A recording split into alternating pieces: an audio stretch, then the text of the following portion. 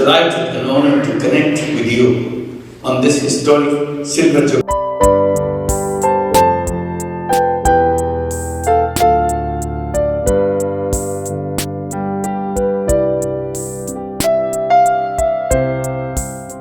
Apparently coat unquote ছোট ভাষা যে একটা চ্যালেঞ্জের মুখে পড়ছে সারা পৃথিবী, এইটাকে অতিক্রম করতে হবে, এটা সবাই বুঝতে পারছে, ইউনেস্কো বুঝছে। যে কারণে ইন্টারন্যাশনাল মাদার ল্যাঙ্গুয়েজ ডেতে আমরা শুধুমাত্র মাদার টাং নিয়ে কথা না বলে মাল্টিলিঙ্গুয়ালিজমের কথা বলছি।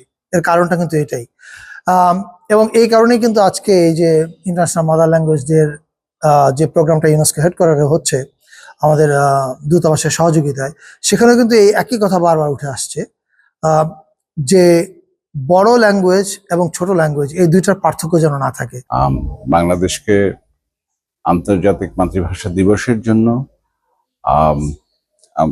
পৃথিবীর অন্যান্য দেশগুলো জানতো, কিন্তু এত বড় করে যে আয়োজন করা হয়েছে এবং এই আয়োজনের মধ্য দিয়ে আমাদের ইতিহাস, ভাষা আন্দোলনের ইতিহাসের একটা অংশ এবং 52 থেকে 24 এই বিষয়টাকে আমাদের সাংস্কৃতিক যে পরিবেশনা তার ভিতর দিয়ে তুলে ধরা হয়েছে এবং ভাষার প্রতি বাঙালিদের যে মমত্ব, বাংলাদেশের মানুষের যে ভালোবাসা, সেই বিষয়টা বিশ্ব দরবারে উঠে আসছে বড় করে।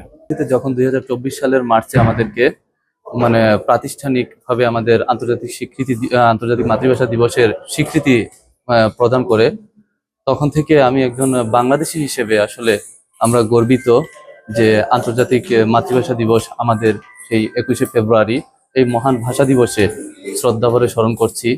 আমাদের যারা যাদের আত্মত্যাগে আমাদের এই আন্তর্জাতিক মাতৃভাষা দিবস হয়েছে, তাদের সালাম, রফিক, বরকত সহ সবাইকে।